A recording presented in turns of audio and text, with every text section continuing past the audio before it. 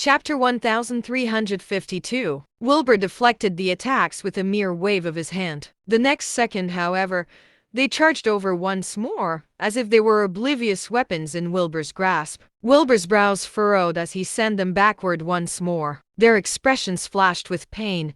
It was clear that they had been hurt. However, they refused to back down, charging over once more. Wilbur was enraged, but still could not bring himself to kill two defenseless women. Perhaps he should just knock them out for now. Just as Wilbur was about to do so, countless citizens stormed in from the outside. They fought to pounce on Wilbur, letting out deep growls as if they were hell-bent on tearing Wilbur from limb to limb. All Wilbur could do was strengthen his protective barrier. He knew that these people's spirits had been controlled, and they were actually innocent. Yet they continued to claw and grab at the barrier, unrelenting and vicious even when their hands turned bloody. Wilbur furrowed his brows at these people. Seeing as there was no stopping them, all he could do was let out a cry. A soft wave of spiritual energy surged out of him, pushing the people over onto the ground. Wilbur sped up his footsteps, dashing over to the cellar and aiming a sharp kick at it. The door of the cellar crumbled at once,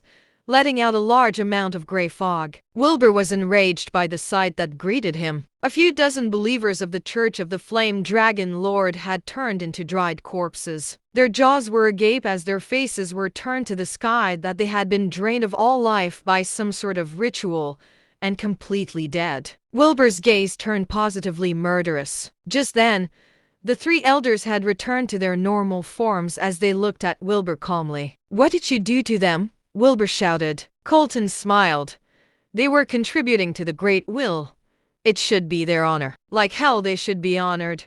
Wilbur charged towards Colton, and dark disperse lit up with spiritual flames in his hand. However, the people were already too far gone into their trance. They let out inhumane growls, pouncing towards Wilbur one by one. Wilbur flicked his sword.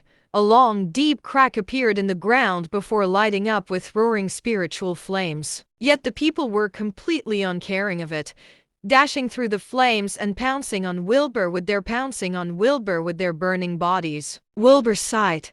He killed the few people already on fire, putting out the spiritual flames on the grounds before turning to face others. Sandy and Lillian were in the middle of the crowd, continuing to charge at Wilbur one after the other. Wilbur erected a spiritual barrier in front of him. Sandy, Lillian, and a few dozen people lay against the wall, clawing at it and shrieking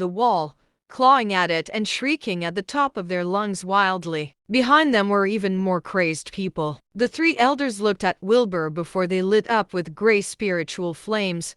Three scythe-like weapons appeared in their grasps. A powerful spiritual pressure surged over, but there were also countless innocent people under control right in front of Wilbur. These people would be dead for sure if a battle was to break out. With no other choice, Wilbur let out a cry of fury with his spirit energy. It penetrates the wall, spreading in all directions. The people were frozen to the ground for a few seconds, regaining temporary clarity in their eyes. "Leave this place right now," Wilbur shouted. Lillian looked at Wilbur and cried out, "He's an unholy spawn who dared to taint the name of the Lord of the Universe.